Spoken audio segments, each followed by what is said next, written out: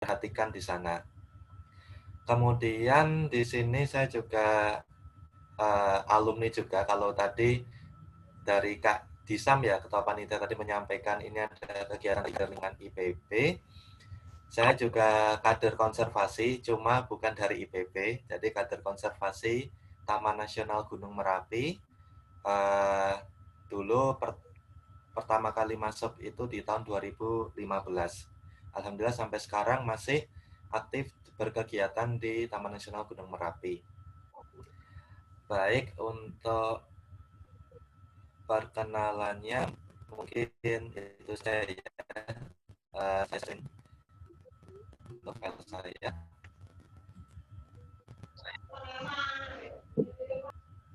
Ya.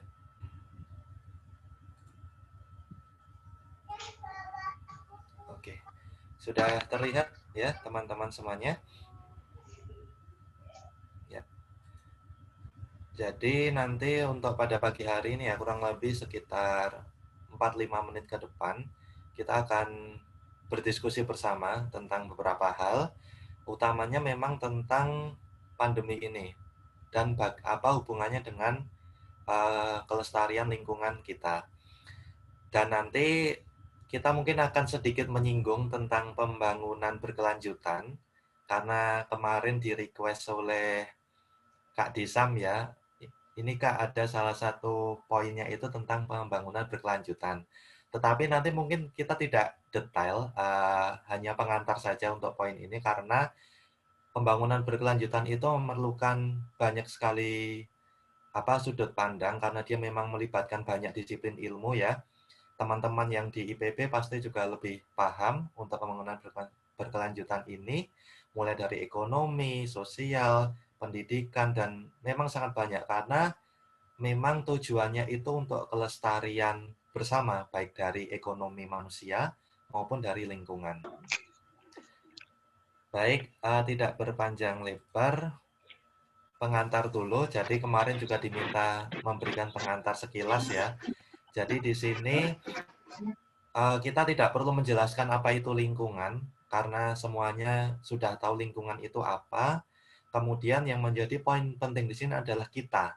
Kita, manusia itu menjadi salah satu komponen dalam lingkungan, dan catatan tambahannya adalah kita itu memberikan dampak yang besar pada lingkungan. Nah, tidak bukan juga, ini masalah pandemi ini, kita sebagai manusia betul-betul sangat terkena impact-nya, tetapi tidak hanya kita sebagai manusia, anggota atau komponen lingkungan yang lain juga tentu mendapat efek dari pandemi ini. Entah itu nanti kondisi yang menguntungkan atau merugikan atau netral atau biasa-biasa saja. Berbicara tentang pandemi, ini ada yang mengatakan kita selama pandemi ini tatanan ekosistem itu berubah. Tatanan ekosistem itu tidak sebagaimana mestinya. Ada orang-orang yang melihat ini menjadi suatu keuntungan bagi lingkungan, di mana bumi mengambil jeda untuk dia recovery. Ada juga yang mengatakan bahwasanya di saat pandemi ini kita tatanan ekosistemnya berubah mengarah kepada kehancuran. Nah, apakah memang seperti itu? Ini nanti dengan keterbatasan apa yang saya miliki, kita akan mendiskusikannya bersama. Dan tadi saya lihat pesertanya sangat bervariasi ya, dan nanti kita welcome untuk diskusi. Di peserta saya yakin juga banyak teman-teman yang lebih ahli daripada saya. Baik, yang pertama mungkin kita akan membicarakan dulu tentang sebab COVID-19 ya. Di sini teman-teman pasti juga sudah tahu COVID-19 itu disebabkan oleh apa dan dari mana ia berasal. Tadi sudah singgung sekilas oleh Kak Rika bahwasannya COVID-19 ini memang berasal dari Wuhan, Cina. Nah, tetapi saat kaitannya dengan lingkungan ya, penyebab ini yang mungkin masih sering kita terima adalah sekitar kita itu, bahkan orang-orang dekat kita itu yang masih percaya jika virus ini atau SARS-CoV-2 ini dia itu manipulasi oleh manusia. Jadi dia dibuat di lab ya. Nah, dan ini sangat tidak benar, sudah seringkali dibantah oleh para ahli bahwasanya untuk virus dari COVID-19 ini atau coronavirus ini, dia itu berasosiasinya itu memang umumnya ya. Jadi umumnya saya tekankan di sini umumnya dia itu ditemukan pada kelelawar ya. Jadi memang dia ditemukan pada kelelawar dan dia memang bukan dari lab atau bukan buatan lab oleh manusia. Karena semua lab yang sudah didata oleh WHO itu tidak ada genom yang menunjukkan kesamaan antara genom yang ada di lab dengan si coronavirus ini. Kemudian yang menjadi poin selanjutnya adalah tadi saya menekankan ini umumnya itu coronavirus itu memang dari kelelawar ya. Memang dia umumnya dari kelelawar, tetapi yang perlu saya semakin tekankan di sini adalah tidak ada bukti nyata, tidak ada bukti kuat jika coronavirus ini atau pandemi ini penyebabnya itu adalah kelelawar ya. Jadi tidak ada bukti kuat yang sampai sekarang berhasil dibuktikan oleh para ahli jika kelelawar ini adalah sumber utama penyebab pandemi ini. Memang coronavirus itu umumnya ditemukan pada kelelawar. Nah, kenapa sih kok kelelawar itu sangat terkenal ya dengan coronavirus? Seperti sebelumnya dulu, MERS juga salah satunya. Itu karena kelelawar kan sangat banyak ya dijumpai di bumi ini. Dia menduduki nomor 2 untuk peringkat spesies dari mamalia terbanyak setelah rodentia atau kelompok pengerat ya. Jadi karena spesiesnya sangat banyak dan dia tersebar di bumi ini dan dia hidupnya itu koloni ya, koloni sehingga dia mudah untuk mentransmisikan virus dan virus dalam koloni itu tetap bertahan. Nah, tetapi saya ulangi lagi supaya tidak ada yang masih salah paham, salah kaprah tentang penyebab COVID ini, tidak ada bukti jika pandemi ini disebabkan oleh kelelawar ya. Tetapi meskipun demikian, kita tidak membenarkan juga perilaku orang-orang yang dia mudah memakan kelelawar yang berasal dari alam liar ya. Karena untuk memakan satwa liar ya, seperti kelelawar, kemudian maupun mohon maaf tikus dan lainnya, kalau di Indonesia kan ada juga beberapa pasar menjual makanan seperti itu. Nah, itu risikonya besar ya. Jadi selama ada daging-daging yang bisa kita konsumsi dengan aman, dengan baik, jauhi mengkonsumsi daging dari satwa liar. Nah, harapannya ya untuk teman-teman semuanya, saat kita sudah tahu, sudah mengerti bahwasannya COVID-19 ini tidak terbukti dari kelelawar, itu kasus pemusnahan kelelawar itu tidak terulang lagi. Karena apa? Karena kelelawar sendiri ini memainkan peran yang sangat penting bagi ekosistem kita, bagi lingkungan kita. Utamanya dia sebagai penyerbuk dan penebar biji ya. Jadi kalau kita pertanian ya, mungkin kita mudah menanam tanaman kita, kita meluaskan lahan pertanian kita ya, supaya tumbuhan itu banyak, tetapi saat kita bicara tentang yang ada di hutan sana, itu atau di tepian hutan, itu kelelawar ini memainkan peran yang sangat penting ya. Jadi dia penebar biji dan juga membantu dalam penyerbukan. Nah, di sini kemudian kaitannya. Nah, saat kita tadi ya bicara kalau kelelawar itu bukan menjadi penyebab ya, terus bagaimana bisa pandemi ini itu betul-betul meluas seantero dunia ya. Jadi kalau kita kaitannya dengan penyakit yang itu hubungannya dengan wildlife, satwa liar, lebih adalah yang vertebrate, itu kita sudah masuk ke dalam pembahasan zoonosis ya, atau penyakit-penyakit yang itu berasal dari hewan. Nah, di sini kenapa kok penyakit yang itu berasal dari hewan itu bisa menyerang manusia ya? Nah, ini karena kita itu berbagi lingkungan yang sama. Kita itu lingkungan yang sama dengan makhluk hidup yang lain ya. Nah, kemudian pada satu sisi yang lain, lingkungan itu sendiri terbagi menjadi dua, yaitu yang masih asri sama yang dia sudah didominasi oleh manusia. Nah, saat apa yang kita lakukan sebagai manusia itu menabrak ya, dalam tanda kutip menabrak batas-batas keasrian lingkungan, itu tidak menutup kemungkinan apa yang ada dalam ekosistem lingkungan yang masih asri, termasuk juga vektor penyakit, itu dia menyeberang ke kita manusia ya. Jadi kalau dulu teman-teman belajar ya, di sini mungkin teman-teman yang mahasiswa, karena dominasi mahasiswa, dulu pernah belajar tentang bagaimana cacing pita atau cacing hati itu bisa berpindah ya dari satu host ke host yang lain. Nah, itu kurang lebih yang endingnya nanti bisa ke manusia, itu kurang lebih juga terjadi juga pada vektor ya. Jadi vektor dan pada penyakit-penyakit virus ya, virus yang itu dibawa oleh vektor. Jadi vektornya ini bermacam-macam.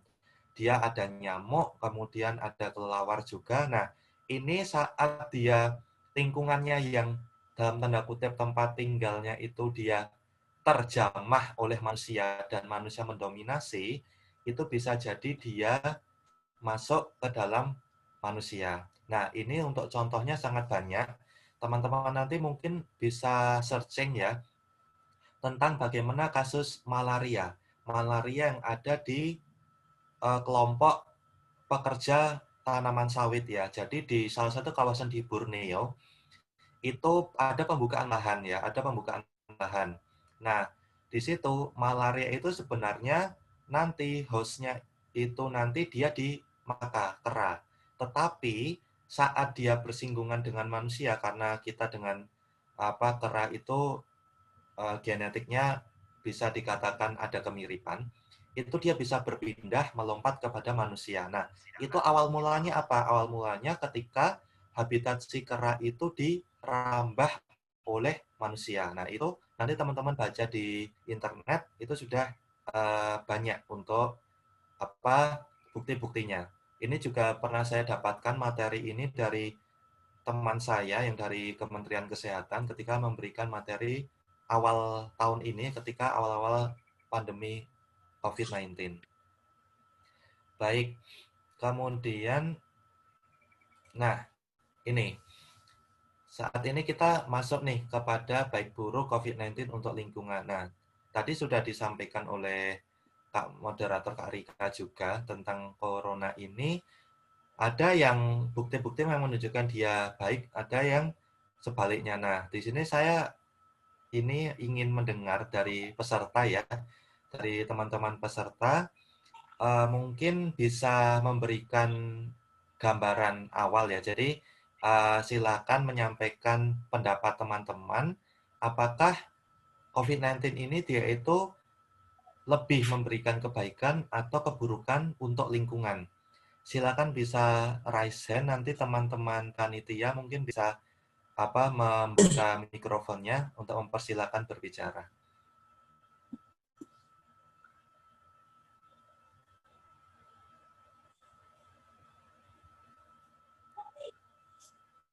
Sudah ada Kak Rika? Sudah ada yang raise hand?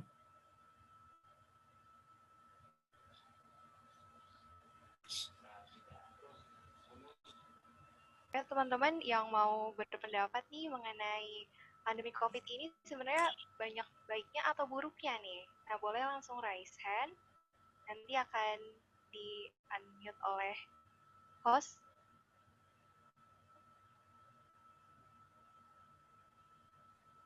Atau mungkin lewat kolom chat aja kali ya, Kak.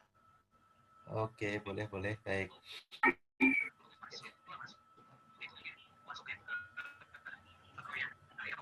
Ya, untuk teman-teman bisa juga lewat kolom chat ya untuk menuliskan. Oke, untuk ini ada Agis Triono dari IPB mungkin mau menyampaikan pendapatnya, silahkan. Silakan. Untuk dampak lingkungannya Kak, menurut saya sih lebih baik dikarenakan kan orang-orang lebih banyak di rumah. Kemudian yang kedua itu dari sektor industri juga banyak yang terhenti. Nah, untuk pencemaran dari limbah-limbah industri juga akan terhenti juga, Kak. Jadi dampaknya itu akan memberikan kita akan memberikan lingkungan kita lebih baik lagi, Kak. Terima kasih. Oke, sama-sama. Jadi dari Kak Agus ya, itu lebih menyoroti tentang dia ada dampak positifnya ya, ada dampak positifnya tentang lingkungan. Kemudian ada dari Kak Stephen juga, dengan adanya wabah COVID-19 itu ada dampak positif karena terdapat pengurangan polusi udara. Kemudian ada juga yang mengatakan ada dampak baik dan buruknya juga dari Benazir SMA 3 Pasuruan. Kemudian ada juga dari Kak Indira, lebih banyak dampak baiknya, karena tadi ya bumi recovery lebih leluasa dikarenakan pengurangan aktivitas manusia. Dari Nabila di ITS, ini lebih baik untuk lingkungan ya, karena banyak polusi dan penyemaran yang berkurang. Baik, dari teman-teman mungkin silakan jika ingin berpendapat bisa menuliskan di kolom chat ya, karena ini kita diskusi santai saja, lebih banyak mendapatkan masukan-masukan dari teman-teman juga ya. Kita nanti akan belajar satu persatu tentang bagaimana dampaknya ya. Yang pertama mungkin lebih ke arah dampak baiknya juga. Tadi sudah disampaikan oleh teman kita bahwasanya saat pandemi ini memang polusi udara itu berkurang ya. Teman-teman mungkin sudah familiar dengan gambar ini, di mana ini yang satu di Wuhan ya. Di Wuhan memang menunjukkan untuk NO2-nya itu kadarnya berkurang dibandingkan bulan Januari ya. Jadi membandingkan Februari dengan Januari. Nah, di sini memang terlihat sekali adanya pengurangan. Kemudian tidak hanya dari sumbernya di Cina, itu di negara lain ya. Di sini ada dari Northeast United States, itu di bulan Maret ya, itu ketika dibandingkan, nah ini lebih ekstrim pembandingannya, itu dia di Maret 2015 sampai 19 dan juga Maret 2020. Nah, ini sangat terlihat sekali, tetapi meskipun demikian, di poin yang sini ya, di bagian, saya tidak tahu ini di bagian negara yang mana, itu memang masih terlihat hitam. Artinya untuk kadar dari NO2-nya itu memang masih sangat tinggi. Nah, ini untuk dari polusi udara. Nah, kenapa kok bisa seperti ini? Karena tadi ya disampaikan juga untuk industri. Nah, industri itu berkurang. Jadi industri karena pekerjaannya di rumah ya, bekerja di rumah, kemudian kebutuhan barang juga sangat berkurang, sehingga banyak yang beroperasinya itu diminimalkan untuk lebih menghemat cost-nya. Kemudian, jika kita bicara tentang lingkungan yang lebih spesifik ya, dalam hal ini adalah satwa, di sini saya ingin mengambil contoh, jadi ada beberapa contoh di sini yang saya ambil yang pertama tentang nyanyian seekor burung atau kicauan burung. Jadi ini burung, dia kelompok burung gereja, burung gelatik ya. Itu ini untuk risetnya itu nanti teman-teman bisa lihat di Science. Nah, ini diteliti saat pandemi ini, untuk kicauan burung ini dia itu terdengar 2 kali lebih jauh ya. 2 kali lebih jauh daripada saat biasanya.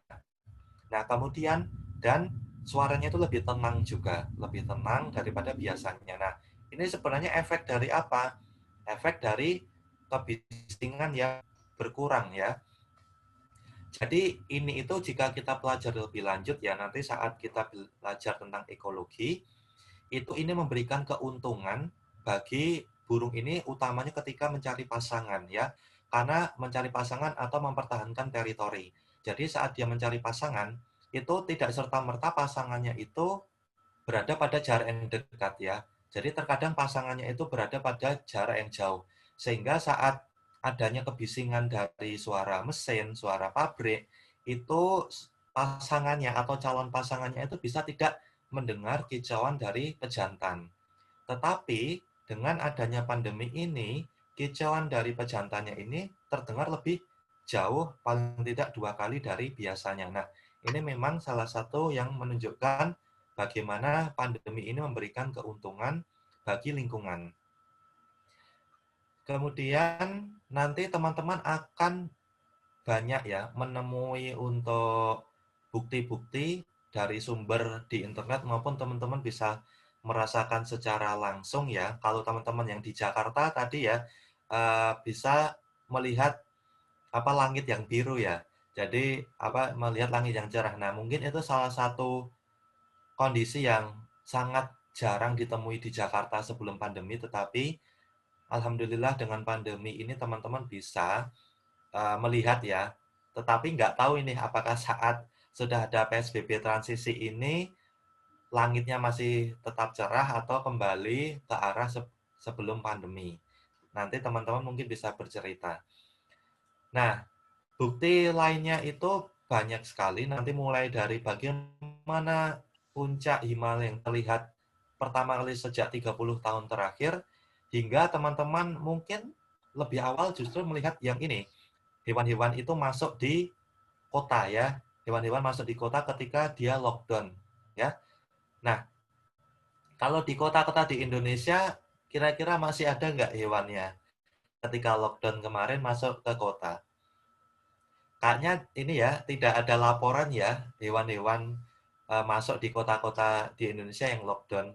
Mungkin karena di Indonesia sudah lingkungannya terlampau parah, jadi hewannya pun juga sudah tidak ada.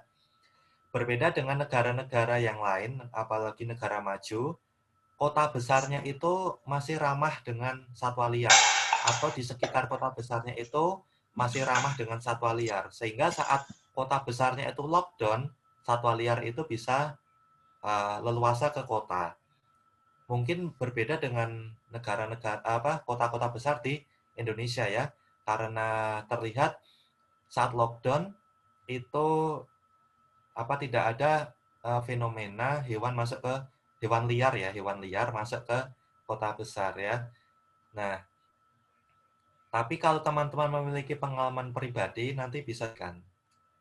Baik, itu untuk yang dampak baiknya ya. Sekarang kita akan beralih nih ke sisi yang lain. Karena ibarat mata uang, pandemi ini ada 2 sisi, dampak baik dan juga dampak buruk. Kalau kita bicara dampak buruk, mungkin teman-teman yang di sini karena kita sosial ya, kita makhluk sosial, kita manusia, apalagi teman-teman yang sudah bekerja, itu langsung mikirnya itu, ini dampak buruk. Karena banyak teman-teman kita yang di PHK, banyak teman-teman kita yang kehilangan pekerjaannya.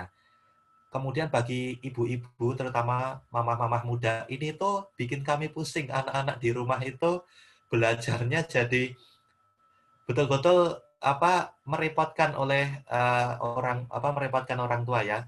Karena saya seorang guru juga, jadi sering mendapat komplain.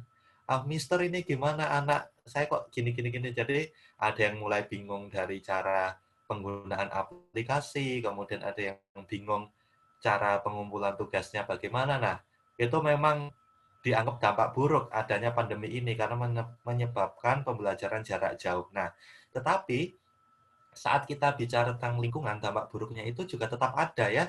Jadi mungkin selama ini kita membaginya itu dampak baik untuk lingkungan, dampak buruknya untuk sosial, ekonomi, dan pendidikan. Nah, tidak seperti itu ya teman-teman, karena lingkungan pun juga menerima dampak buruk dari pandemi ini. Kenapa?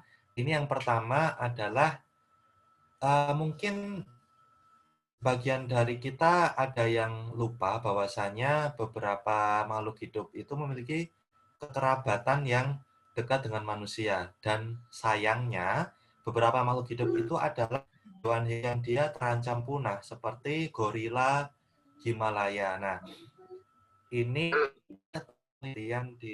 penelitian di suatu lab ya, ini sumbernya dari CDC, itu bahwasanya ferret, kemudian kucing, kemudian hamster itu dia itu bisa terinfeksi dan bisa menularkan. Nah, kemudian yang kedua adalah ini yang lebih dekat ke Kalau ini bicara tentang evolusi ya, kekerabatan evolusi. Jadi untuk manusia itu gennya memang dekat dengan makaka atau primata itu, tetapi teman-teman tentu punya ini ya, kalau kita udah bicara evolusi,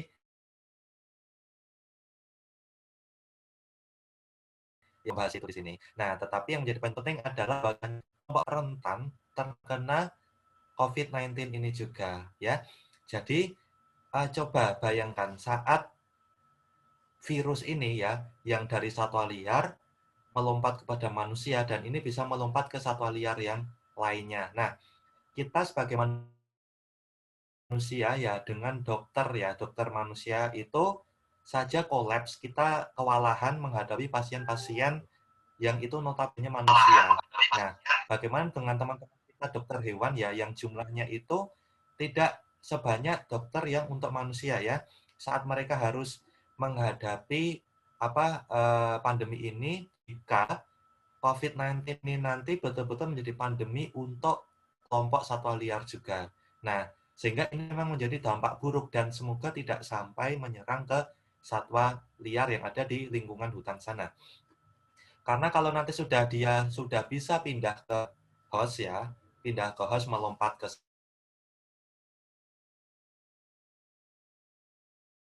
satwa liar ada. Nah, kemudian yang kedua, tentang dampak lingkungan. Nah, ini yang mungkin teman-teman sering pakai yaitu masker ya. Masker medis ya. Saat ini memang kita sudah direkomendasikan untuk tidak menggunakan masker scuba. Tetapi saat kita beralih ke masker medis ataupun masker yang lain, apakah kita sudah melakukan penanganan limbahnya dengan baik? Nah, itu masih menjadi PR yang besar buat kita ya. Karena dari gambar ini saja terlihat ini di salah satu pesisir di Cina, banyak sekali yang masih membuang masker medis itu sembarangan ya. Padahal masker medis ini bisa menjerat satwa liar. Misalnya di sini ada burung camar ya. Jadi jika diperhatikan di kakinya ini ada masker medis yang menjerat kaki burung camar ini. Nah,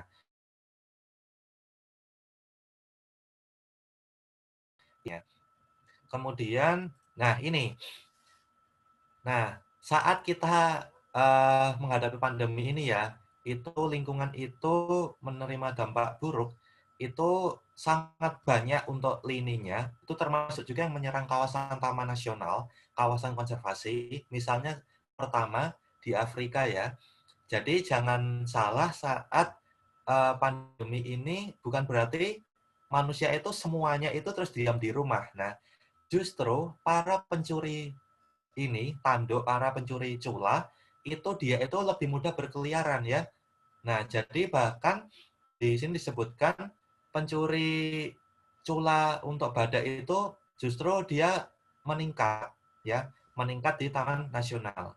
Kenapa bisa meningkat? Karena saat kalau istilahnya ranger ya atau para pengendali ekosistem hutan itu mereka lebih berkurang jam kerjanya, itu berarti jam kerja dari para pencuri itu bertambah ya. Nah, dan itu memberikan dampak negatif badak. Saat saya lihat foto-fotonya itu miris sekali. Jadi badak itu yang diambil cuma culanya ya. Jadi dibunuh hanya untuk culanya. Nah, dan ini meningkat saat pandemi ini.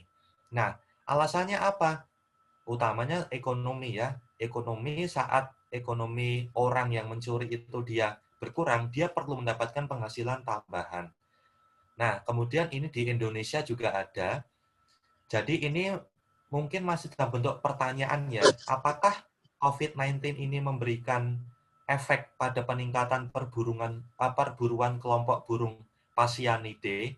Jadi Phasianidae itu kelompok ayam-ayaman, merak, ayam hutan seperti itu. Nah, soalnya dari penelitian atau dari investigasi teman saya ini, dia dan teman-temannya itu mendapati selama bulan Maret, April, Mei, itu terjadi peningkatan terus ya. Sehingga di total itu nanti 177 kasus itu terjadi hanya di Sumatera ya, di Indonesia bagian barat. Nah, jika dilihat dari trennya ya, dari Maret, April, Mei itu kan pandemi kasusnya menaik. Nah, ini juga sama, perburuan itu juga menaik hingga di bulan Mei ini. Paling banyak itu 60 lebih kasusnya itu di bulan Mei. Nah, itu beberapa dampak untuk lingkungan ya. Jadi saat kita tadi bicara ya, mulai dampak baiknya itu misal dari polusi yang berkurang, kemudian ada juga satwa-satwa dia masuk ke dalam kota ya, kemudian burung bisa bernyanyi, berkicau dia lebih leluasa. Nah, ini coba kita agak mundur ke belakang. Kenapa sih kok dampak-dampak baik ini muncul? Jawabannya adalah karena kita sebagai manusia itu memilih untuk tidak beraktivitas di luar rumah, ya. Jadi karena kita itu memilih untuk tidak beraktivitas di luar rumah. Coba kalau kita meskipun pandemi, tapi memilih untuk beraktivitas di luar rumah, ya tidak akan berubah untuk kondisi lingkungannya ya. Nah, kenapa sih kok manusia itu memilih tidak beraktivitas di luar rumah? Karena ancamannya itu memang nyawa, kesehatan ya. Jadi yang namanya manusia itu saat diberikan ini loh lingkungan itu terkena dampak negatif-negatif begini. Ah, itu kan cuma menurut para ahli dan belum tentu benarnya. Mereka seringkali abai. Tetapi saat udah menyangkut dengan kesehatan, keselamatan nyawa, itu mereka langsung paling depan ya. Harus melakukan apa saja untuk melindungi diri sendiri ya. Jadi itu karena kita memilih untuk tidak beraktivitas di luar rumah sehingga kondisi lingkungan itu menjadi baik. Nah, sebenarnya kita tidak perlu kok menunggu pandemi ini datang untuk tidak beraktivitas atau mengurangi aktivitas di luar rumah. Tidak ada pandemi pun kita bisa memilih untuk tidak beraktivitas di luar rumah atau menguranginya ya. Kalau teman-teman lihat kegiatan teman-teman Earth Hour ya, di mana ada waktu 1 jam mematikan listrik ya, sehingga emisi itu berkurang. Nah, itu kan sebelum pandemi sudah ada. Jadi tidak perlu menunggu pandemi untuk kita menghemat listrik, untuk kita tidak mengurangi penggunaan transportasi pribadi di luar sana. Jadi ini berkaitan dengan pilihan pribadi kita. Tetapi saat satwa liar itu terancam tertular COVID, kemudian masker medis itu semakin banyak bertebaran sampahnya, sampai perburuan itu meningkat. Nah, ini ada hubungan eratnya dengan pandemi ini ya. Nah, jadi memang pandemi ini memberikan efek langsung kalau untuk dampak buruknya ini pada lingkungan. Tetapi untuk dampak baiknya itu kita sendiri yang memilih. Coba sekarang teman-teman baca-baca berita ya, untuk industri di Cina itu mulai beraktivitas lagi dan emisi karbonnya bertambah lagi. Padahal masih pandemi. Nah, sekarang apa yang bisa kita lakukan untuk merawat lingkungan di era baru ini ya? Di era baru ini apa sih yang bisa kita lakukan? Nah, ini sebenarnya dulu saya susun ketika untuk kegiatan ini menjaga bumi ya dari rumah saja, tetapi masih relevan untuk di sini. Jadi kita nanti ada banyak sekali langkah yang bisa kita lakukan dan tidak bisa kita jabarkan satu persatu di sini ya. Di sini saya ada 7, mulai dari membaca hingga edukasinya. Kenapa membaca saya masukkan ya? Karena kita itu sebagai manusia itu banyak tidak tahunya ya. Jangan sampai kita menjadi manusia itu yang sok tahu sehingga aktivitas kita itu tidak tahu ilmunya gitu. Kita inginnya menyelamatkan lingkungan, tetapi kita tidak tahu ilmunya. Sehingga ya nihil, tidak ada efek yang muncul dari kebaikan merawat lingkungan itu. Dulu kasusnya saya pernah mengikuti suatu kegiatan penanaman mangrove ya. Di situ substratnya itu berpasir. Tetapi dari teman-teman panitianya itu justru bibitnya itu adalah untuk yang dia substrat berlumpur. Ya tidak akan tumbuh. Setelah sekian bulan saya mengunjungi lokasi yang sama, banyak yang mati. Nah, jadi itu memang menunjukkan kita itu perlu ilmu untuk bertindak. Nah, di sini membaca itu penting, bisa dari sosmed yang sumbernya harus terpercaya ya, dan juga dari buku-buku ataupun majalah-majalah. Kemudian, nah ini poin ketiga itu yang reuse ya.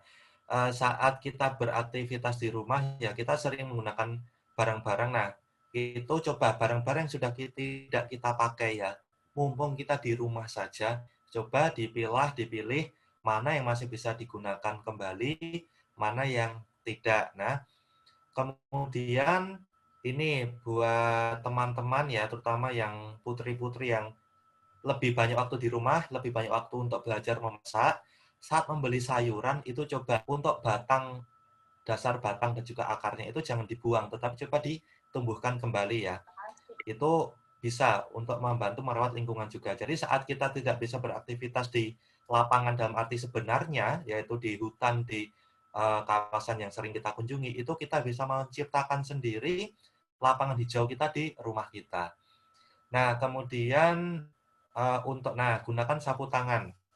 Teman-teman di sini yang notabene para mahasiswa, ketika dulu di kampus, kan kita ini nih, sering makannya itu di kantin, menggunakan alat-alat dari kantin ya, dan itu bisa mengurangi sampah. Tetapi saat di rumah, kita seringkali inginnya itu GoFood, GrabFood, ya. Jadi, semakin banyak makanan yang diantarkan ke rumah kita, dan endingnya semakin banyak juga sampah yang masuk ke rumah kita ya, yang kita hasilkan. Salah satunya nanti tisu ya. Jadi terus kita bermudah-mudahan habis makan, nanti lapnya pakai tisu. Nah, kurangi penggunaan tisu, lebih baik gunakan sapu tangan ya, karena nanti bisa dicuci kembali.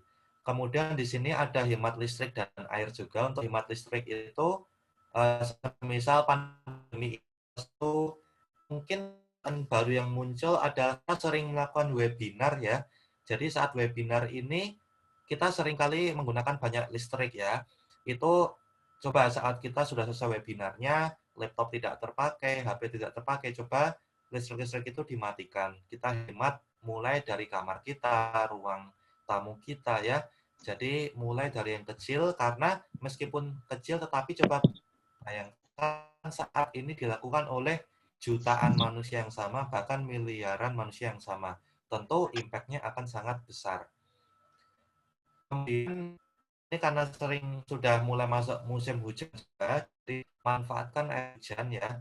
Manfaatkan air hujan untuk aktivitas bersih, peralatan berkebun. Nah, itu bisa dimanfaatkan. Kita tidak perlu menyalakan keran yang itu sumbernya dari air pump ataupun dari sumur. Karena kalau dari sumur itu perlu listrik untuk mengambil airnya. Nah, ini penting juga terkait edukasi. Jadi, teman-teman yang ada di sini, peserta yang ada di sini, saya yakin teman-teman semuanya sudah memiliki perasaan, keinginan untuk melestarikan lingkungan. Tetapi di luar kita, di luar circle kita, itu banyak orang-orang yang dia itu masih acuh dengan lingkungan. Sehingga mari kita bersama-sama mengedukasi teman kita, orang-orang di sekitar kita, tentang pentingnya lingkungan, manfaat lingkungan, jasa-jasa lingkungan yang diberikan lingkungan untuk kita. Mulai dari penyerapan karbon, kemudian menghasilkan makanan, pakaian, kemudian dia juga menjadi inhale, jadi membantu kita untuk relaksasi ya. Jadi saat kita berjalan di taman kota, taman kampus itu pasti kita senang ya, kita rileks karena itu termasuk salah satu jasa yang diberikan lingkungan oleh kita. Nah, kebaikan-kebaikan lingkungan ini mari kita sebarkan pada teman-teman kita, pada orang-orang di sekitar kita, agar semakin banyak yang lebih peka, lebih perhatian kepada lingkungan. Karena kalau hanya berhenti pada komunitas kita, yang itu hanya terbatas pada orang-orang itu saja, efeknya tidak akan besar ya. Efeknya tidak akan besar, jadi mari kita mengedukasi teman-teman kita, gunakan apa yang kita punya. Mulai dari sosmed, misal Instagram, upload foto yang menarik, yang mengajak kita, teman-teman kita itu untuk berbuat baik pada lingkungan. Kemudian yang teman-teman suka menulis, buat tulisan yang dia memberikan insight baru pada teman-teman yang belum paham tentang manfaat lingkungan ini agar dia terlibat dalam pelestarian lingkungan. Kemudian juga teman-teman yang sekarang punya TikTok, punya vlog, nah coba deh manfaatkan apa yang kita punya itu untuk membuat konten yang itu membantu lingkungan ya. Karena apa yang kita kerjakan itu ini kok tidak banyak sebenarnya ya. Kita nanti ada waktu untuk istirahat, untuk kita fokus dengan keluarga kita, dalam artian kita tidak memikirkan lingkungan. Tetapi kalau lingkungan itu pasti dia selalu 24 jam itu dia memberikan peran untuk kita sebagai manusia, tidak ada jedanya ya. Jadi waktu lingkungan 24 jam per 7 hari dibanding dengan kita yang berapa menit sih untuk upload di IG, untuk mengajak konservasi lingkungan, untuk merawat lingkungan, dibanding dengan full time-nya lingkungan yang diberikan kepada kita sebagai manusia. Nah, kemudian kenapa kok kita perlu merawat lingkungan itu nanti, dan kenapa kok perlu kita menyebarkan itu? Karena goal kita itu sebenarnya nanti di sini, di bagaimana pembangunan yang berkelanjutan, pembangunan yang dia peduli dengan lingkungan. Nah, seperti yang saya sampaikan di awal tadi, tidak membahas banyak tentang ini, karena disiplin ilmunya yang terikat sangat banyak. Pada intinya, pembangunan berkelanjutan itu bagaimana kita bisa membangun suatu ekosistem manusia yang itu ramah lingkungan, mengurangi dampak negatif kepada lingkungan. Nah, di sini saya merekomendasikan teman-teman nanti buka akunnya Pak Gita Wirjawan. Beliau salah satu mantan di Indonesia. Nah, beliau di bulan Agustus lalu itu melakukan wawancara dengan Pak Emil Salim ya. Jadi Pak Emil Salim ini dulu adalah salah satu menteri juga di Kementerian Kehutanan dan Lingkungan Hidup. Nah, ini beliau memberikan bagus sekali tentang bagaimana lingkungan itu harus kita sikapi, bagaimana sikap kita terhadap lingkungan ya. Jadi kalau beliau itu sudah hidup di 3 zaman ya. Nah, dan beliau mendapatkan sudut pandang yang sangat banyak sekali, dan dari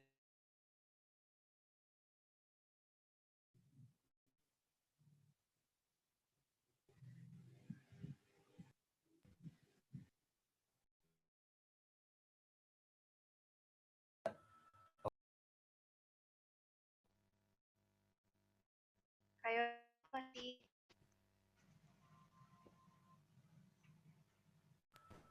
ya, tadi soalnya sepertinya ini panitia unmute semua, jadi kena juga. Baik, saya lanjutkan. Jadi kalau di sini nanti coba lebih fokus ke yang part 3 ketika beliau memberikan sudut pandang tentang pemindahan ibu kota ya. Jadi ketika itu beliau mengatakan kurang seperti ini untuk redaksinya. Tetapi untuk lebih lengkapnya silakan lihat secara langsung. Kenapa sih kita sebagai manusia itu cenderungnya itu lebih mengejar sesuatu yang langsung habis? Kenapa kok kita tidak mengejar dan melakukan sesuatu yang itu bisa kita tinggalkan menurun kepada anak cucu kita? Karena saat ini beliau kan sudah punya cicit ya, jadi memang beliau sudah panjang perjalanannya, 90 tahun. Nah, jadi kenapa kok kita sebagai manusia itu seringkali itu yang kita kejar itu yang hanya sekali pakai, hanya yang dalam waktu singkat habis. Kenapa kok kita itu tidak mengejar dan melakukan yang itu bisa berkelanjutan, yang bisa kita turunkan ke anak cucu kita nanti. Beliau memberikan contoh seperti ini.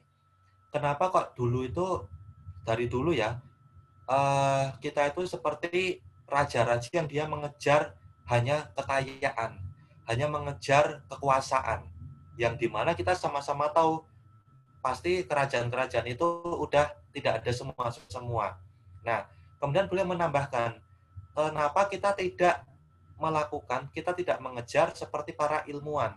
Beliau menyontohkannya Al-Khawarizmi.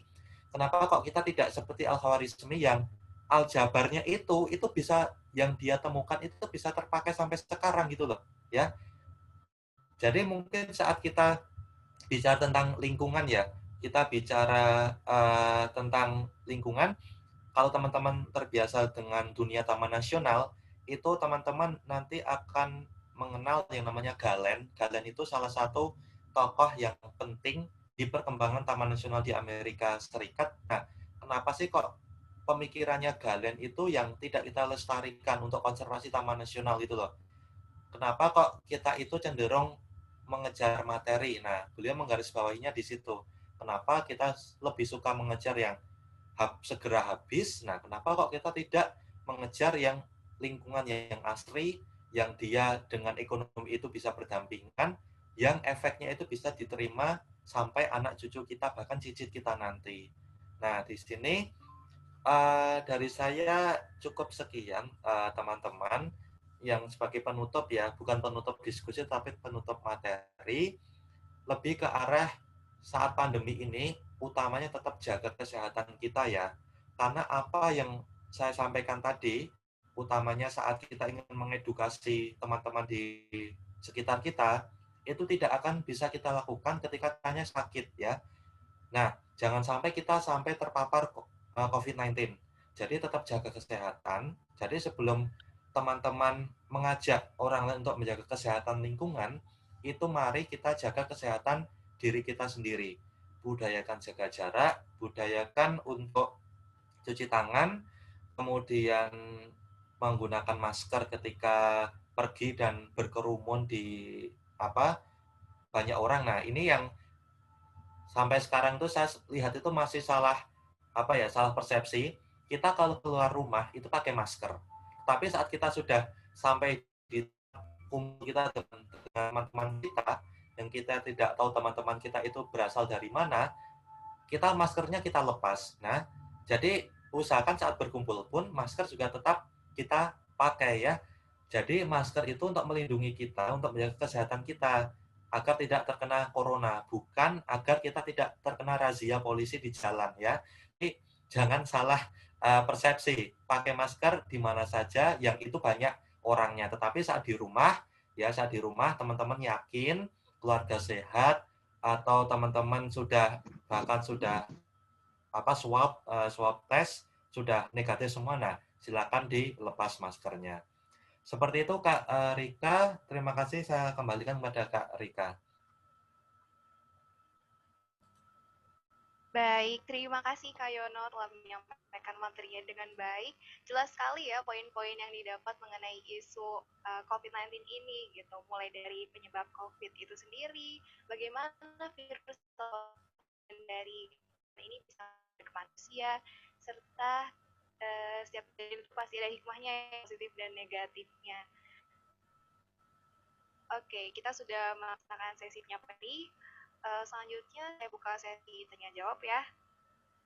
Dan di sini sudah ada tanya, wah luar biasa sekali nih antusias teman-teman nih. Oke, saya persilahkan dari IPB untuk materinya. Silahkan di-unmute saja. Baik Kak, terima kasih Kak ucapannya. Selamat pagi, izin bertanya. Untuk pendapat Kakak nih terkait dengan penggunaan antibodi dan organ hewan untuk kepentingan vaksin COVID-19. Ada nggak sih Kak pengaruh untuk kesetimbangan alam dan lingkungannya dari ekosistem hewan itu sendiri? Seperti yang sudah disampaikan oleh teman-teman dari kolom chat gitu, bahwasannya ada penggunaan hati hiu yang digunakan untuk diambil minyaknya dalam pemanfaatan COVID-19. Atau seperti dari berita yang sudah saya baca gitu, bahwa beberapa antibodi hewan seperti lama, musang, dan hamster itu digunakan dalam pengujian vaksin COVID-19. Itu bagaimana ya Kak pengaruhnya untuk kesetimbangan alam dan ekosistem hewan itu sendiri Kak? Terima kasih Kak. Ya, oke. Ini langsung dijawab atau bagaimana Kak Rika? Boleh langsung dijawab dulu Kak. Oke, baik. Terima kasih untuk Kak Widi dari BPN. Nah, di sini terkait untuk bagaimana pendapat saya, yang pertama yang saya sampaikan adalah ketika kita sudah bicara tentang vaksin ya, kita bicara tentang vaksin, itu nanti kalau untuk efeknya, efek kepada manusia, itu lebih ke arah teman-teman medis yang paham ya. Nah, tetapi saat kita bicara tentang lingkungannya, nah itu kita itu tetap punya peraturan atau kode etik penelitian ya.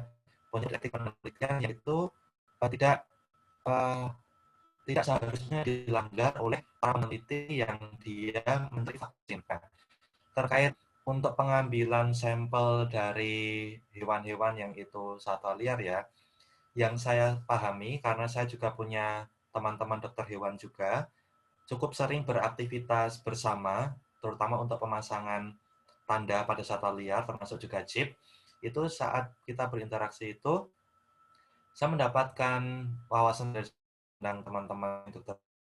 Tidak sembarangan hewan, itu dia bisa masuk untuk menjadi kandidat dari suatu obat yang dihasilkan. Karena kita belum bicara vaksin ya, kita obat secara umum. Nah, itu. Tetapi ada protokol-protokol kesehatan atau protokol-protokol keselamatan dan konservasi satwa liar yang itu harus diikuti. Nah, dan saat diambil nanti itu hewannya itu ada hewan-hewan yang umumnya itu sudah dikondisikan ya, sudah dikondisikan di lab. Jadi tidak serta-merta dia itu langsung ambil secara liar ya, tetapi memang tetap ada tahapan-tahapan yang harus dilalui. Nah, dan sampel yang diambil itu pada umumnya itu tidak banyak ya, tidak banyak. Nah, sehingga untuk mengguncang sehingga efek mengguncang kelestarian mereka untuk saat ini itu sepertinya belum, karena untuk yang saya tahu itu tetap ada protokol yang harus diikuti dan itu nanti tidak banyak yang diambil ya, karena manusia itu punya teknologi untuk memperbanyak ya. Jadi saat sudah tahu kode DNA-nya itu bisa diperbanyak. Jadi insya Allah itu tidak akan untuk saat ini ya. Karena saat ini tidak tahu apakah nanti betul-betul akan ngambilnya jumlah berapa. Nah, itu saya tidak tahu ke depannya bagaimana. Tetapi yang saya ikuti sampai sekarang itu untuk keselamatan dari populasi dari hewannya itu masih aman. Nah, yang justru menjadi perhatian soal hiu itu adalah para pencuri sirip hiu itu masih berkeliaran sampai sekarang. Jadi itu yang justru menjadi perhatian kita yang bergerak di dunia konservasi. Seperti itu, Kak Widi. Baik, Kak. Terima kasih, Kak. Iya, Oke, sama-sama. baik sekali jawabannya. Ini kita lanjut ke pertanyaan berikutnya ya. Ada pertanyaan dari Salisa, dari UNAS. Silahkan untuk meng-unmute dirinya.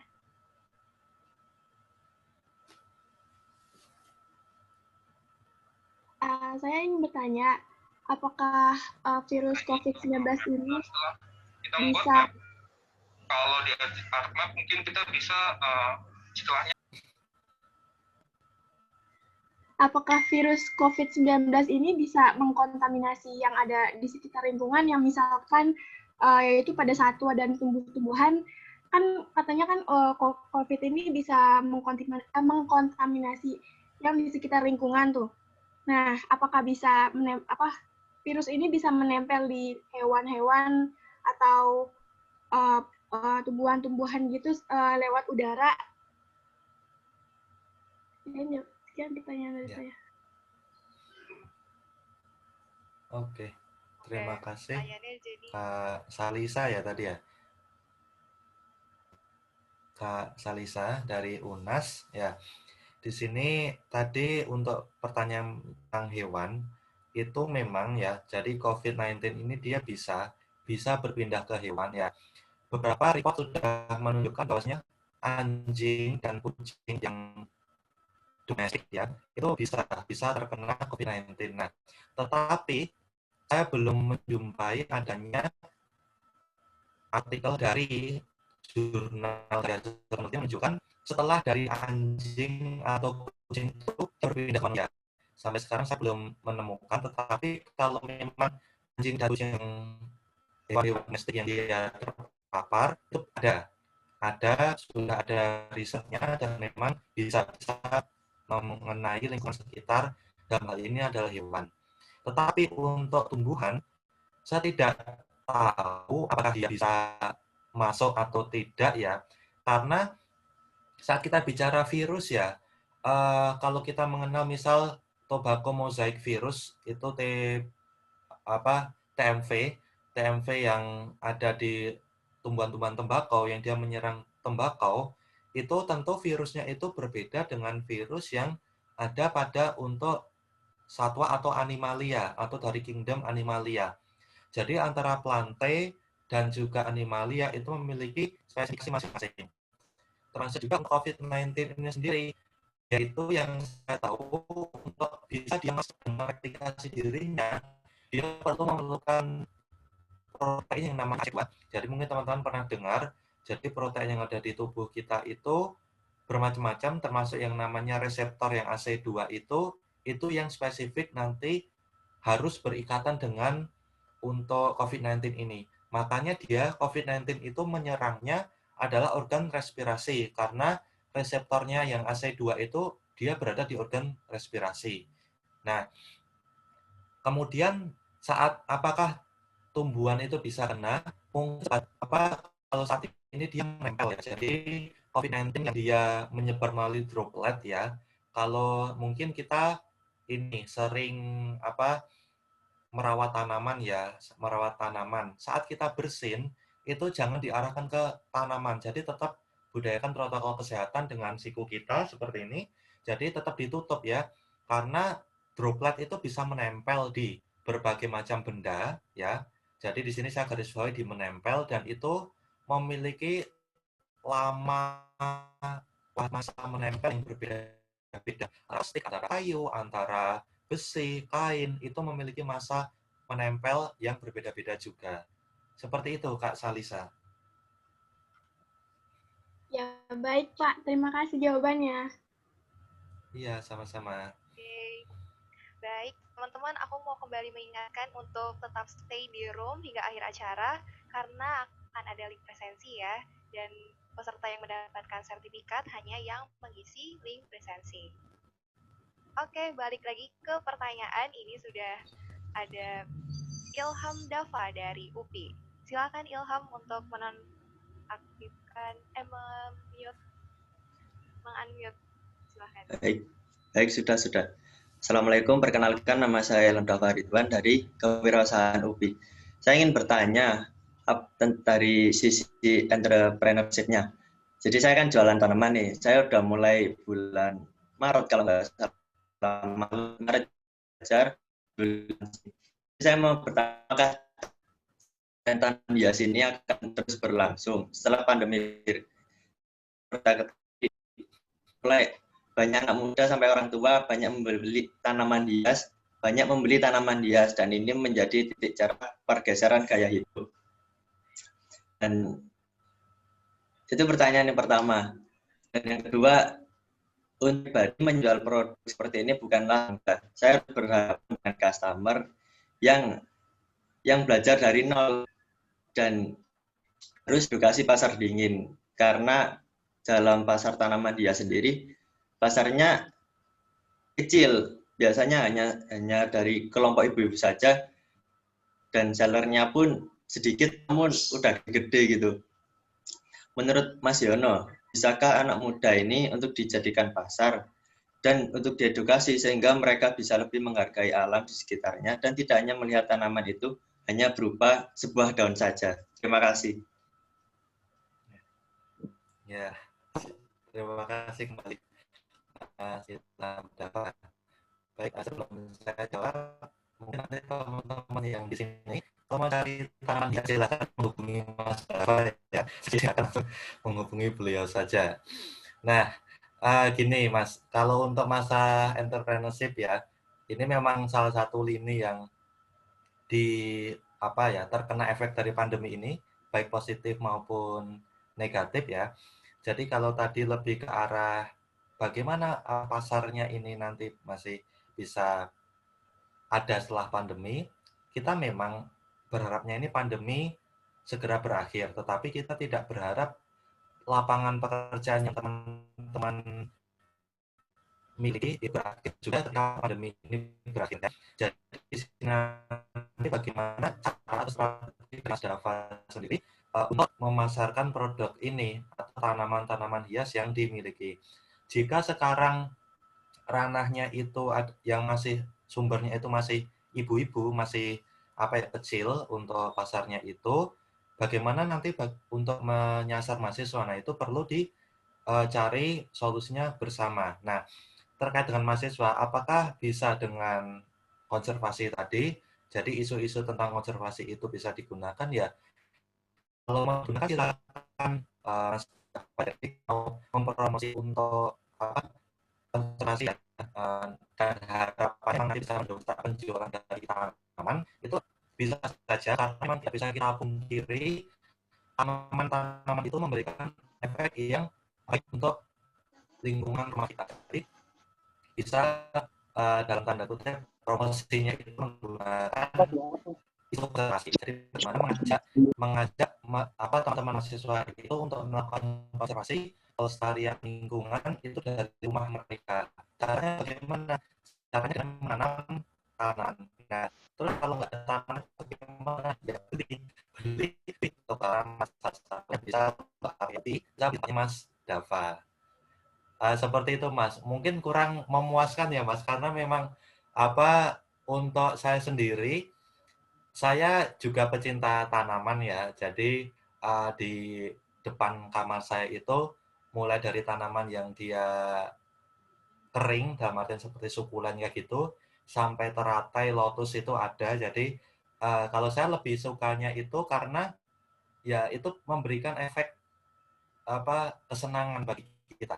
Jadi saya membuka kamar, kemudian tanaman ini memang jadi nanti lebih ke arah alasan-alasan pribadi Mas, kenapa mahasiswa-mahasiswa itu mau untuk menanam tanaman di rumah mereka. Nah, di situ tadi bisa menggunakan isu tentang pelestarian lingkungan dimulai dari rumah.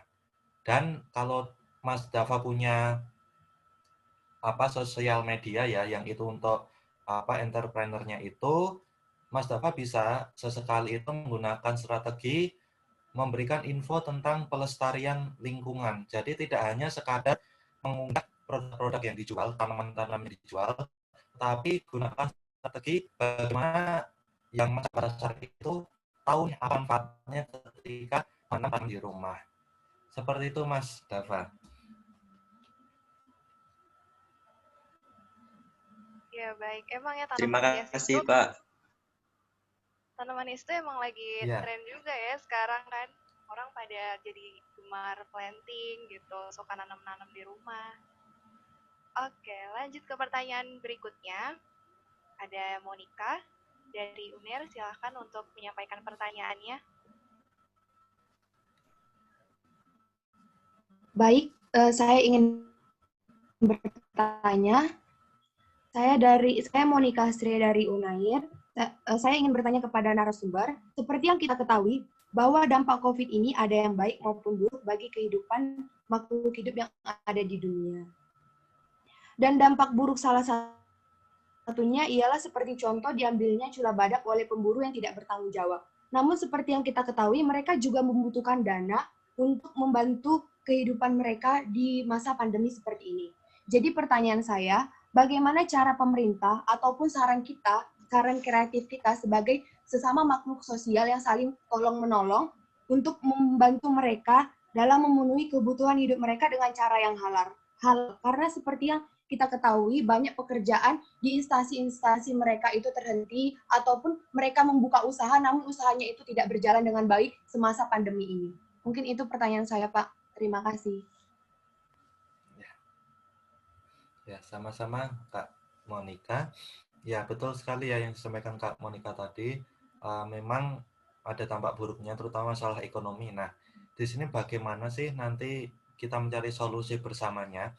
Kalau dari saya ya, yang masih banyak kurang di sini dalam artian untuk memberikan pendapat ini.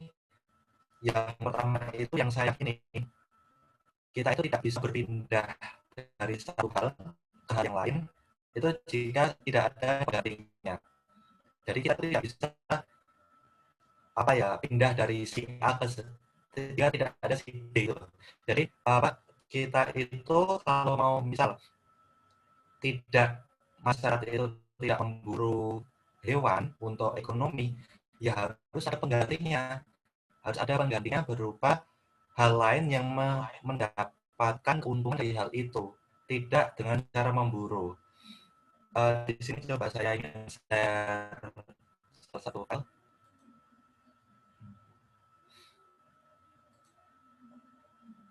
Ya.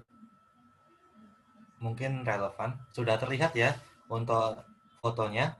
Kawasan pelestarian burung Desa Jadimulyo, Giri Mulyo, Kulon Progo. Nah, yang menarik di sini otomatis jelas kawasan pelestarian burung, tetapi ini itu bukan kawasan konservasi ya. Jadi saat kita bicara kawasan konservasi itu adalah kawasan yang dimiliki pemerintah. Tetapi ini itu adalah desa. Jadi desa yang dia itu memiliki inisiatif sendiri untuk melestarikan burung ya, berdasarkan Perdes nomor 8 tahun 2014. Nah, hubungannya dengan yang ditanyakan oleh Kak Monica apa? Sebelum kawasan ini ada, masyarakatnya itu adalah pemburu burung. Jadi mereka memburu burung untuk apa? Untuk dijual. Untuk senang-senang dan untuk dijual. Ada yang ditangkar, dimasukkan sangkar, ada yang dijual. Nah, dijual untuk apa? Untuk uang, untuk ekonomi. Nah, tetapi saat adanya keterlibatan pemerintah desa di sini, ya, menghasilkan Perdes ini, kawasan ini dilindungi menjadi kawasan pelestarian burung. Bahkan salah satu pentolan ya, salah satu istilahnya garda depan pemburunya itu sekarang itu menjadi garda depan dalam konservasinya. Bahkan di tahun lalu itu mendapat penghargaan dari Kementerian Lingkungan Hidup dan Kehutanan. Jadi sudah sampai menghasilkan impact yang besar hingga dipanggil oleh kementerian untuk mendapatkan penghargaannya. Jadi inilah namanya pengganti ya. Jadi yang namanya kita itu harus ada penggantinya. Dari berburu, kemudian apa sih yang bisa menggantikan uang dari berburu itu? Nah, ini menjadi pariwisata ya. Pelestarian kawasan ini salah satunya menjadi pariwisata. Jadi teman-teman bisa berwisata di sini, kemudian nanti teman-teman menggunakan jasa penduduk untuk makan siang, untuk sewa tempat. Nah, itu memberikan impact bagi masyarakat yang notabene dulu adalah pemburu burung. Nah, ini mungkin bisa diaplikasikan juga dengan teman-teman yang di luar sana itu masih berburu satwa, badak, harimau atau apa. Nah, yang menjadi hal yang harus kita perhatikan adalah ini itu adalah PR lama kita semua, bahkan pendahulu-pendahulu kita, dan besok menjadi PR juga dari penerus kita ya, karena memang tidak mudah untuk menyadarkan masyarakat agar dia itu tidak berburu, agar dia itu beralih ke mata pencaharian yang lain jika pemerintah itu tidak memberikan opsi ya. Sekarang ini banyak sekali LSM yang membantu pemerintah yang dia memberikan pengganti kepada masyarakat yang dulu berburu, memberikan pengganti mata pencaharian. Nah, jadi poin pentingnya adalah adanya pekerjaan pengganti. Nah, kemudian kita sebagai mahasiswa terus sekarang bisa apa? Nah, sekarang kita sebagai mahasiswa atau teman-teman yang bukan pemerintah ya, mungkin di sini ada teman-teman yang dari BKSDA, dari TNGM, dari KLHK, tetapi ada juga teman-teman yang siswa kayak gitu, ya bisa apa? Kita utamanya itu adalah campaigns. Kita bisa kampanyekan tentang pelestarian satwa. Kemudian kita ini salah satu yang mungkin seringkali kita lupa ya, sebagai teman-teman dari kader-kader konservasi itu seringkali itu fokusnya itu pada yang kita lindungi dalam hal ini adalah satwa liar maupun lingkungan. Beberapa kita itu abai dengan masyarakat di sekitarnya yang itu berburu untuk menunjang kebutuhan hidupnya. Nah, coba deh sekarang kita mulai rangkul ya, kita rangkul, jadi kita dekati mereka, kita ajak diskusi, kita sampaikan bagaimana buruknya ketika satwa liar itu berkurang, lingkungan itu rusak. Nah, itu nanti masyarakat yang berburu itu juga mendapatkan impact juga. Nah, daripada kita berburu yang itu pasti ada habisnya, mending kita mencari opsi pekerjaan yang lain. Misal seperti yang disampaikan oleh Mas Dava tadi, kita jualan tanaman atau kita jualan bibit yang lain. Nah, itu karena itu bisa menjadi pengganti ya, pengganti untuk teman-teman yang itu masih berburu. Jadi, buat teman-teman yang ada di sini, jangan ragu untuk beraksi kecil apapun, meskipun itu hanya kampanye di sosial media untuk mengajak teman-teman kita melestarikan lingkungan. Dan bagi masyarakat yang ada, kita bisa campaign juga cara memposting kata-kata motivasi penyemangat yang itu bisa menjadi barengan bagi orang-orang itu untuk dia berpikir dua kali ketika dia akan melakukan perburuan ataupun perusakan lingkungan. Tetapi bagi masyarakat yang perlu pendampingan secara langsung ya, terutama yang di sekitar kawasan hutan, yang dia tidak punya sosial media, itu dia tidak bisa melihat apa yang kita kampanyekan. Nah, di sini perlunya kita adanya kader-kader yang dia memang terjun di hutan, seperti teman-teman pengendali ekosistem hutan, penyuluh. Nah, makanya kita itu menjalankan peran itu masing-masing ya. Jadi yang di hutan sana ada teman-teman yang memang ditugaskan dari Kementerian Kehutanan. Nah, kita yang ada di kawasan notabene kota, kita juga bisa juga kampanye dengan sosial media ataupun dengan hal lainnya. Seperti itu, Kak. Terima kasih, Kak, atas penjelasannya. Ya, Kak, bisa dipahami. Ya, sama-sama, terima kasih, ya, Kak. Iya, sama-sama. Terima kasih atas pertanyaannya. Terima kasih. Lanjut pertanyaan berikutnya di Konsul Panjaitan. Silakan. Saya Ucu Panjaitan dari Universitas Pancasila. Izin bertanya, Pak. Menurut saya semakin hari di lingkungan sekitar itu PSBB semakin longgar. Jadi saya merasa seperti masyarakat merasa bukan apa-apa. Jadi saya bertanya tentang efek positif karena adanya corona itu, cara supaya itu tetap ada walaupun untuk di kemudian hari mungkin pandemi sudah berhenti. Terima kasih. Ya, terima kasih Kak Osu Panjaitan ya tadi ya. Maaf terlewat ininya. Ya, Osu Panjaitan dari Universitas Pancasila ya. Pertanyaannya bagus. Bagaimana nanti kita bisa lebih ke arah bersikap setelah pandemi ini selesai. Jadi mungkin gini, kita kembali kepada kalimat yang saya sampaikan di awal tadi, apa dampak baik dari corona ini, itu sebenarnya kita memilih ya. Kita memilih untuk rumah, kita memilih untuk tidak berpergian yang tidak diperlukan. Nah, itu sebenarnya kita memilih. Jadi setelah pandemi ini selesai, kita kok punya pilihan itu ya. Jadi nanti dikembalikan kepada kita, kembalikan kepada saya, Osu, dan teman-teman lainnya. Nah, itu mau memilih yang mana? Memilih mau tetap menjaga lingkungan kita, atau kita tetap ya kembali seperti kondisi sebelum pandemi, tetapi memperburuk lingkungannya. Jadi di sini garis pentingnya adalah pilihan ada di tangan kita. Nah, sekarang pertanyaan bagaimana caranya agar ini itu bisa bertahan setelah pandemi? Bagaimana cara kita nanti ke depannya kuat dengan pilihan kita untuk melakukan hal yang saat pandemi ini memberikan keuntungan bagi kita? Caranya adalah yang pertama itu adalah kuatkan di diri sendiri dulu ya. Jadi seperti tadi, saat kita sehat, kita bisa berbagi, tapi saat kita sakit, kita tidak bisa.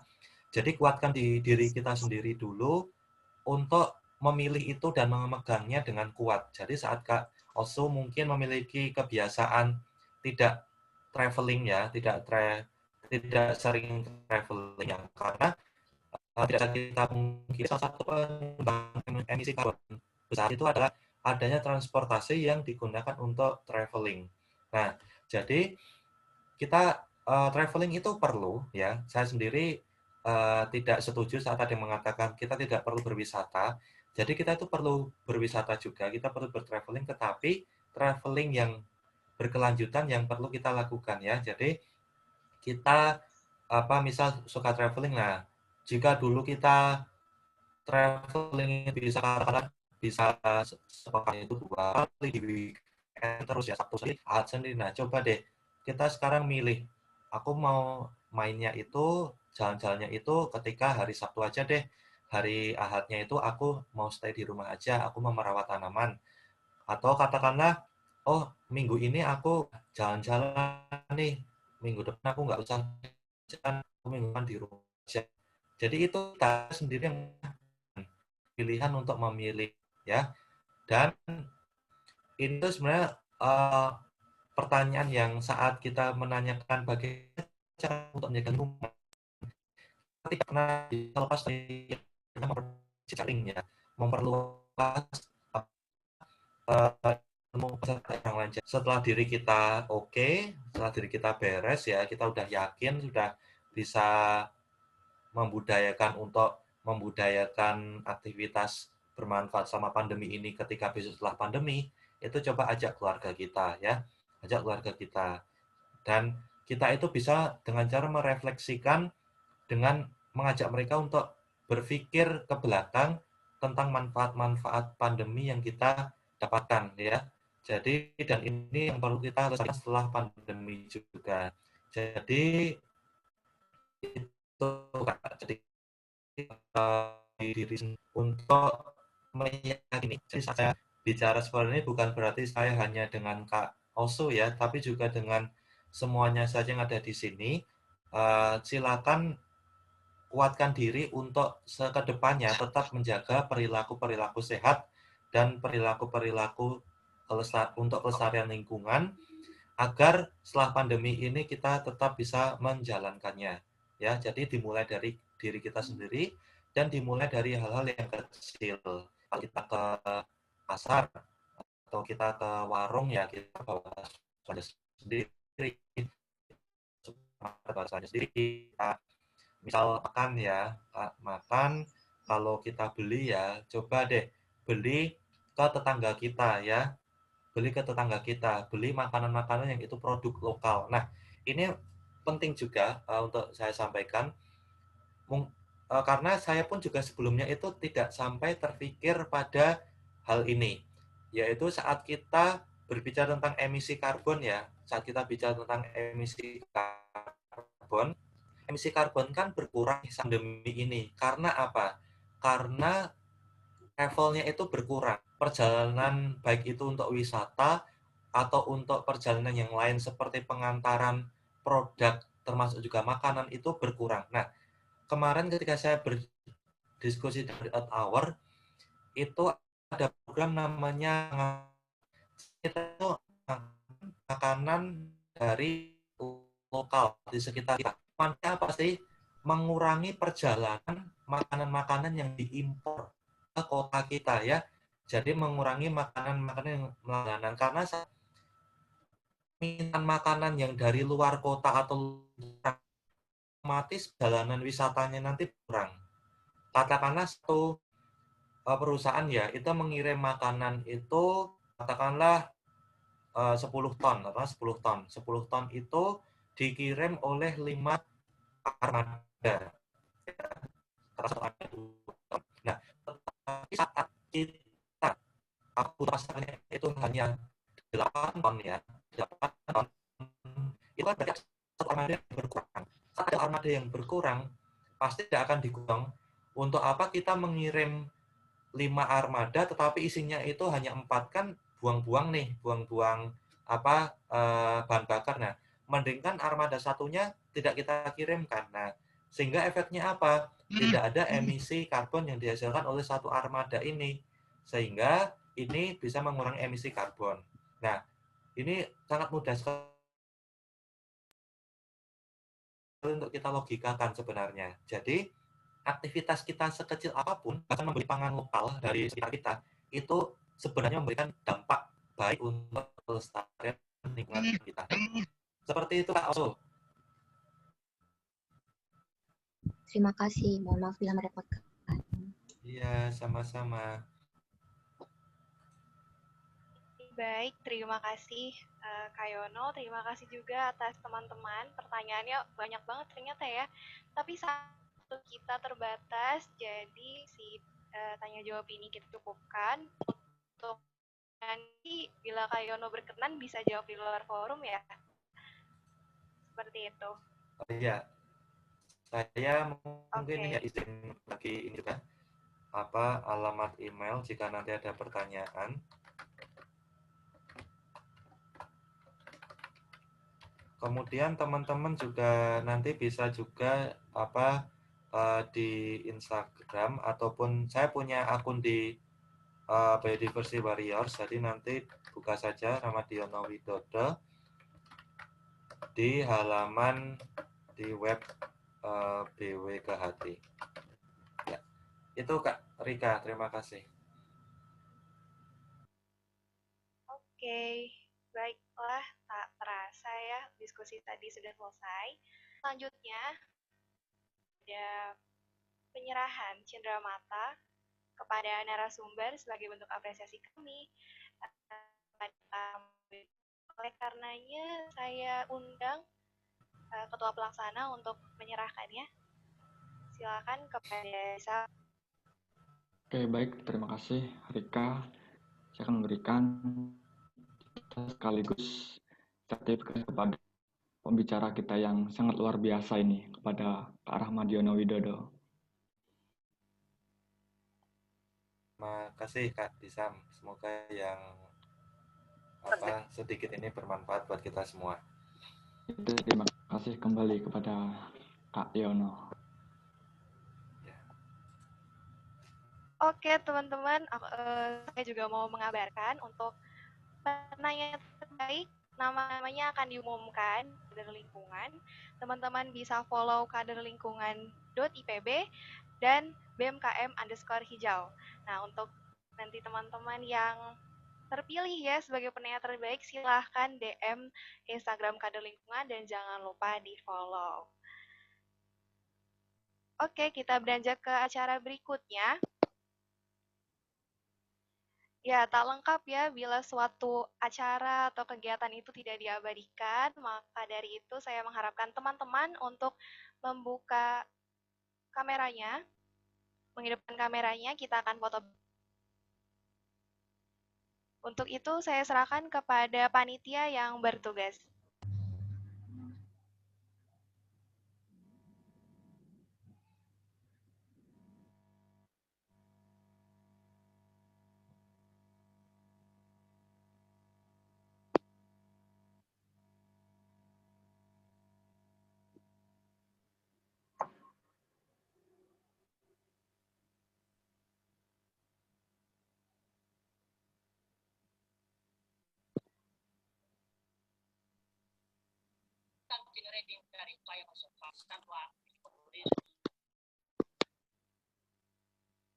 Ya, gimana aba-abanya?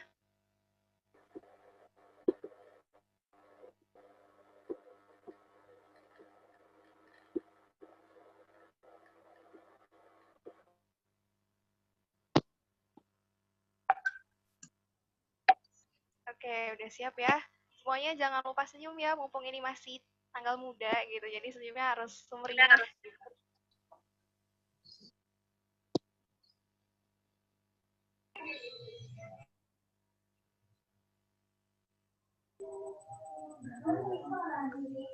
Oke, ini ada lumayan banyak ya slide-nya. Kita mulai dari slide 1 ya. Gayanya semuanya.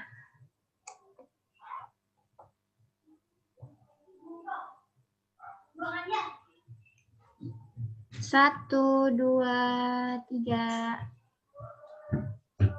Oke, slide berikutnya.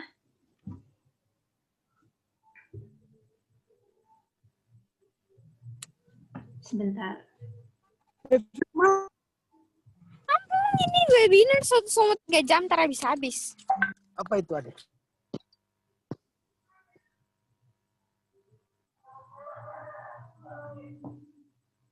Oke. 1, 2, 3.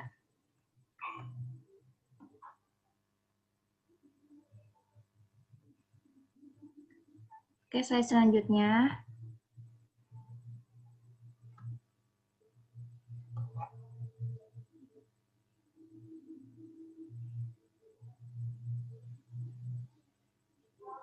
Bentar, belum muncul.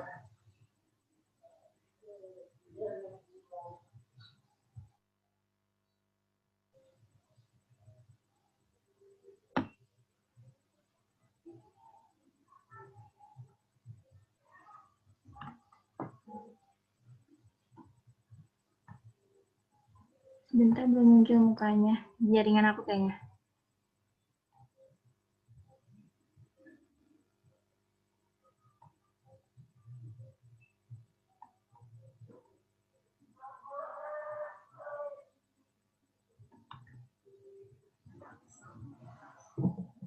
Oke, 1, 2, 3. Slide selanjutnya.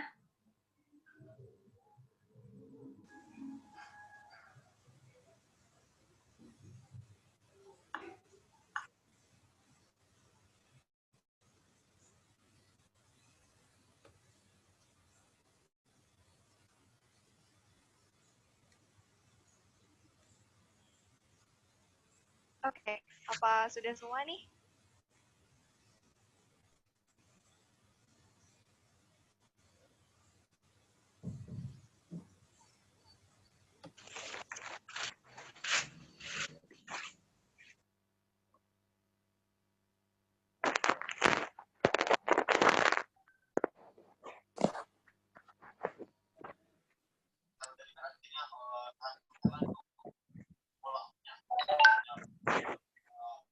Oke, baik. Sepertinya sesi dokumentasi kita sudah selesai.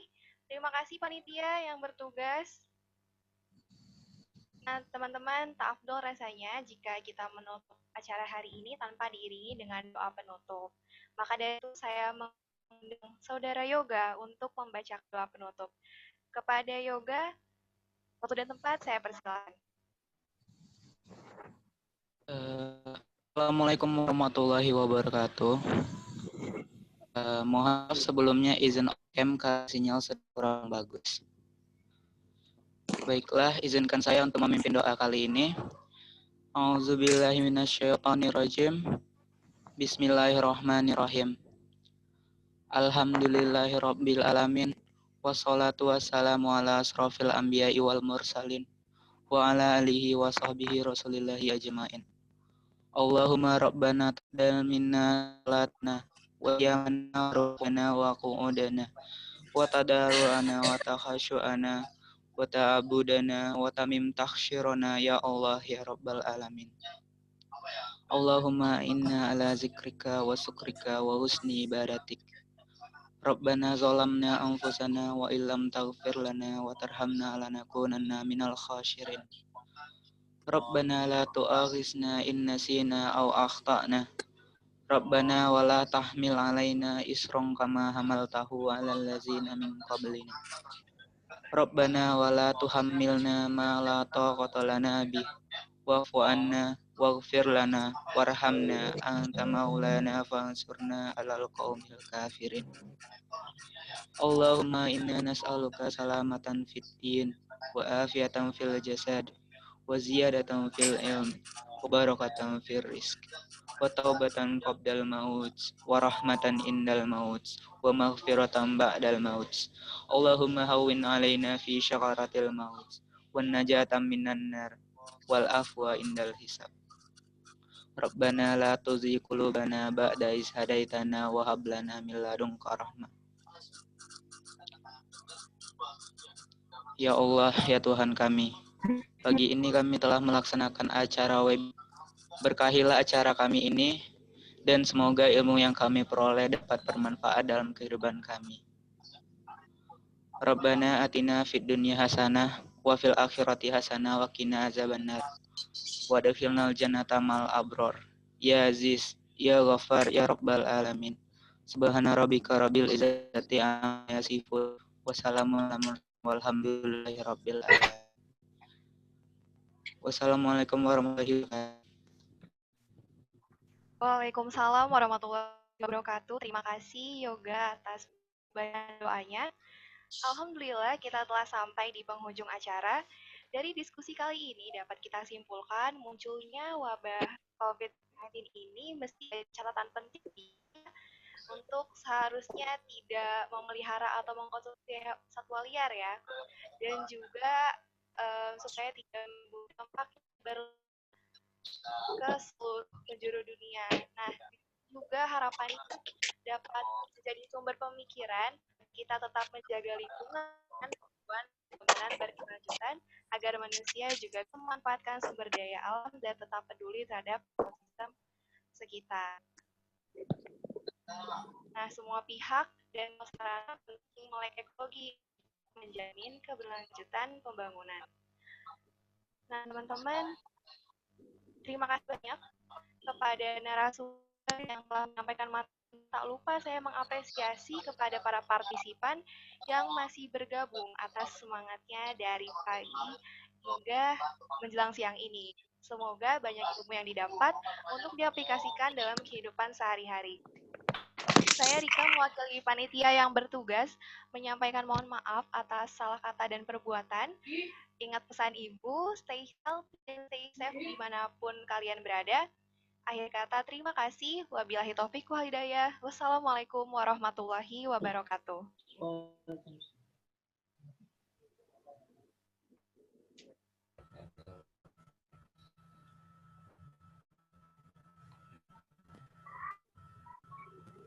Saya izin. Jangan lupa isi presensinya ya. Ya, terima kasih Kak Yono, teman-teman semua. Terima kasih Kak, terima kasih Pak.